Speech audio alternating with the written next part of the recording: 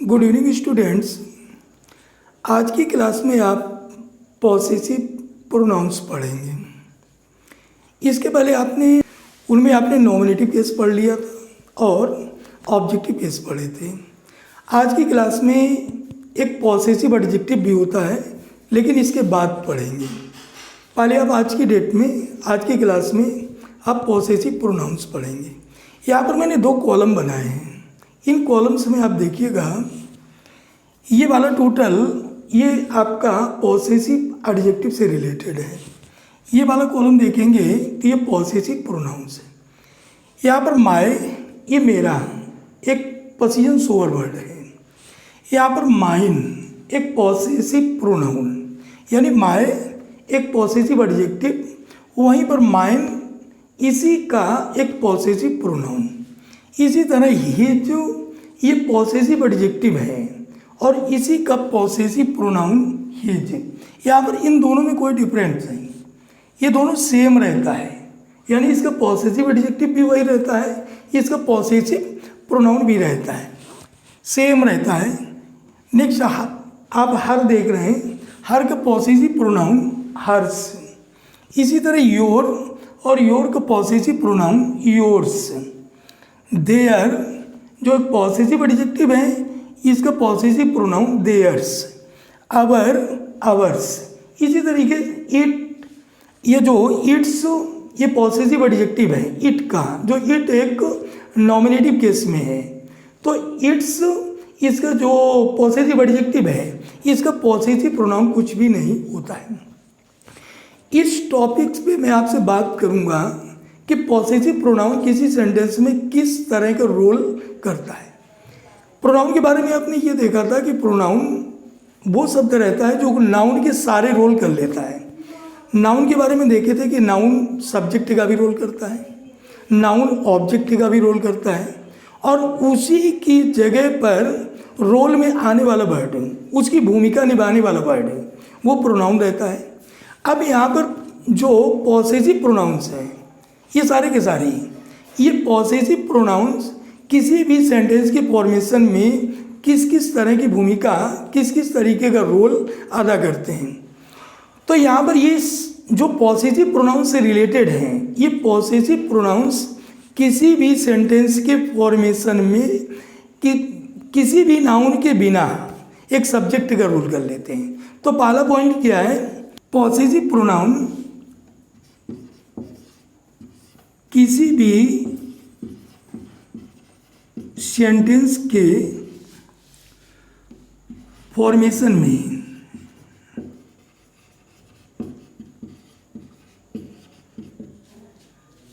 Noun के बिना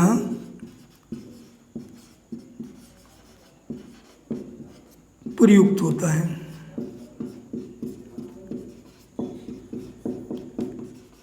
यहाँ पर इस लाइन का मीन क्या है कि पॉसेसिव, इनसे दोनों में कंपेयर कर रहे हैं कि पॉसेसिव प्रोनाउन जो रहता है वो किसी भी नाउन के बिना किसी सेंटेंस में सब्जेक्ट के रूप में प्रयुक्त होता है। वहीं पर ये पॉसेसिव एडजेक्टिव है, ये पॉसेसिव एडजेक्टिव कभी भी किसी भी सेंटेंस में नाउन के बिना नहीं यूज में आता है, और पॉसेसिव प्रोनाउन ये नाउन के बिना चलता है।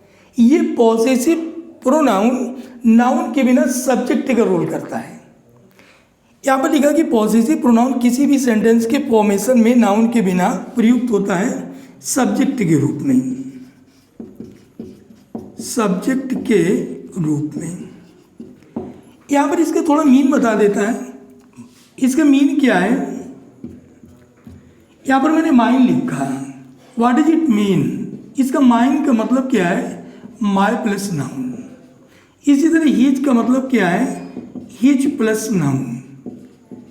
इसी तरह हर्ष का मतलब क्या है, हर प्लस नाउन। इसी तरह योर का मीन क्या है, योर प्लस नाउन। इसी तरह देयर्स का मीन क्या है, देयर प्लस नाउन। इसी तरह अवर्स का मीन क्या है, आवर प्लस नाउन। तो यहाँ पर इतना, इसको मैं शॉर्ट कह दें कि इतने पूरे की जगह माय प्लस नाउन।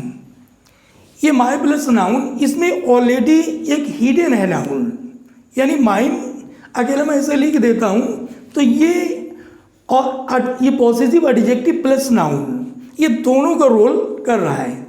तो किसी भी सेंटेंस के फॉर्मेशन में पॉसेसिव प्रोनाउन सब्जेक्ट का रोल कर लेता है, यानी विदाउट एनी नाउन ये सब्जेक्ट का रोल करेगा। Like me, yours is new car.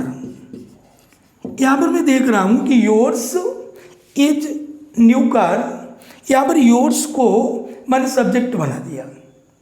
अब इसका मीन क्या है कि योर कार इज न्यू, इसको mean your car is new, इसमें पॉसेसिव प्रोनाउन को मैं सब्जेक्ट की जगह प्लेस कर दिया। तो इसका मीन क्या है कि पॉसेसिव प्रोनाउन किसी भी सेंटेंस के फॉर्मेशन में सब्जेक्ट का रोल कर लेता है। दूसरा एग्जाम्पल दे रहा हूं कि पॉसेसिव प्रोनाउन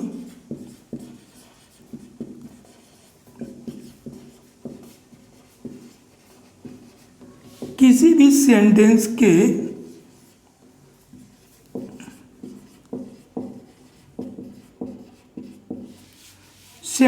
फॉर्मेशन में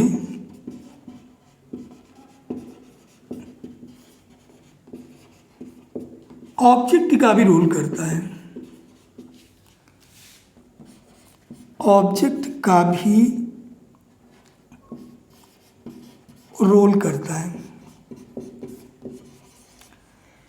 लेकिन जब ये ऑब्जेक्ट की बात की किसी भी सेंटेंस में बिहेव करता है, इसको ऑब्जेक्ट के रोल में तब यूज करते हैं जब उस नाउन की चर्चा ऑलरेडी हो चुकी हो। ऑब्जेक्ट के रूप में पॉसेसिव प्रोनाउन के वर्ड को यूज तब करता हूँ कि जब उस नाउन की ऑलरेडी चर्चा हो चुकी हो। कैसे? Like he has lost my books as well as yours. इस एग्जाम्पल में ये देखेंगे कि उसने मेरी नोटबुक खो दी है, एज विल एज योर्स, और तुम्हारी भी।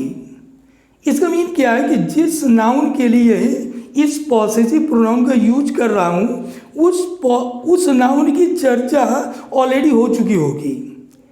तो जिस नाउन की ऑलरेडी चर्चा हो चुकी होगी तो उसके लिए हम पॉसेसिव प्रोनाउन, इस पॉसेसिव प्रोनाउन का यूज मैं इसके सेंटेंस के ऑब्जेक्ट के रूप में भी कर लेते हैं।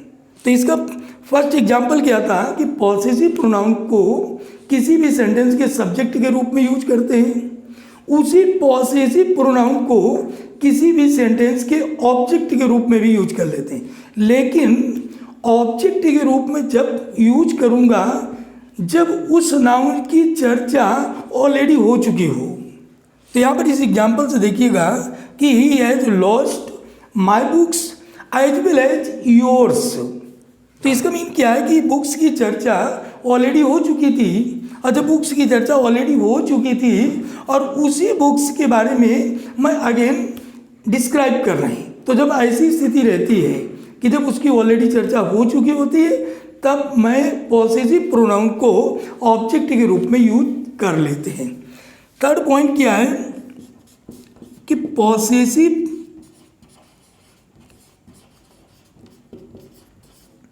प्रोनाउन का यूज किसी सेंटेंस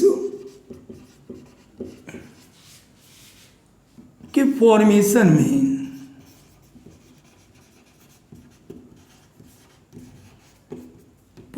में प्रीपोजिशन के ऑब्जेक्ट के रूप में भी।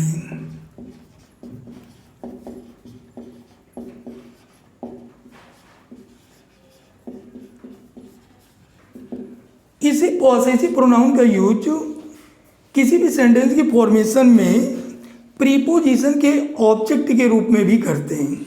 Like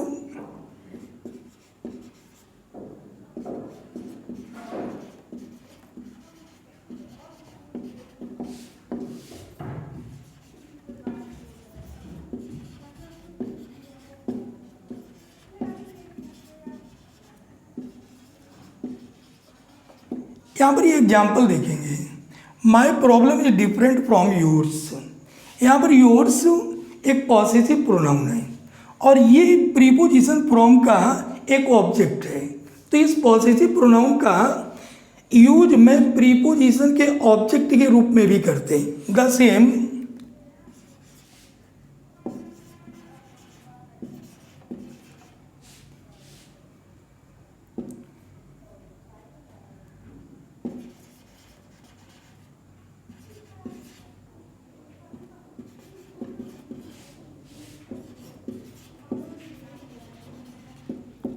I prefer your advice to Harsh. यहाँ पर प्रीपोजिशन टू के बाद में हर्ष। हर्ष क्या है? एक पॉसेसिव प्रोनाउन है। तो यहाँ पर इन दोनों एग्जाम्पल से मैं ये देखता हूँ कि पॉसेसिव प्रोनाउन का किसी भी सेंटेंस के यूज में एक प्रीपोजिशन के ऑब्जेक्ट के रूप में भी कर लेते हैं। तो पहला फर्स्ट प्रीपोजिशन के ऑब्जेक्ट के रूप में करते हैं, एक किसी भी सेंटेंस के फॉर्मेशन में उसके ऑब्जेक्ट के रूप में, और फर्स्ट मैंने बोला था कि पॉसेसिव प्रोनाउन को उस सेंटेंस के सब्जेक्ट के रूप में भी कर लेते हैं। फोर्थ वन, पॉसेसिव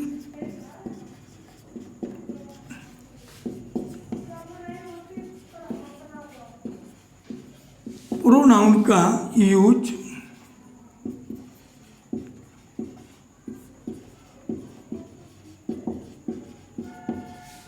किसी सेंटेंस के फॉर्मेशन में इन्फिनिटिव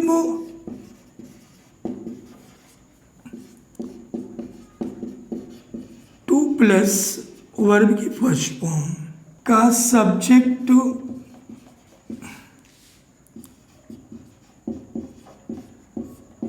बनाकर भी कर लेते हैं।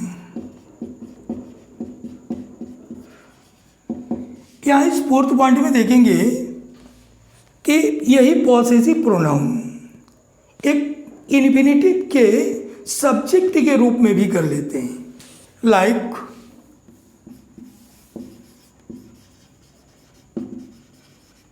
My father allowed me to go to watch movie, but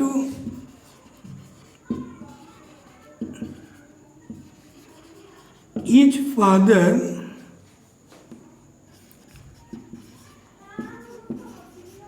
did not allow his to go। यहाँ पर मैं एज देख रहा हूँ। एज के बारे में मैंने आपसे ये बोला था कि ये जो possessive adjective as well as possessive pronoun किसी भी सेंटेंस के फॉर्मेशन में ही का पॉसेसिव एडजेक्टिव हिज और ही का पॉसेसिव प्रोनाउन हिज। तो यहाँ पर मैं ये देखता हूँ कि ये तो इन्फिनिटिव है और यहाँ पर ये हिज जो पॉसेसिव प्रोनाउन है इस इन्फिनिटिव का एक सब्जेक्ट के रोल में।